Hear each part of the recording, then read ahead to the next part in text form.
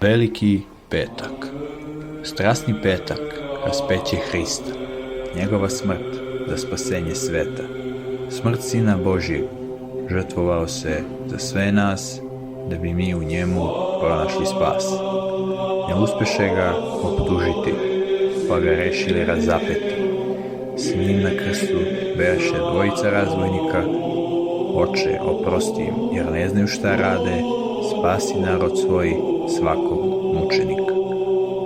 Božja tvorevina se pobunila protiv zločina, pomračilo se sunce, otvarali se grobovi, da spase Božjeg Sina, što je on sebe prineo iz ljubavi prema svima nama.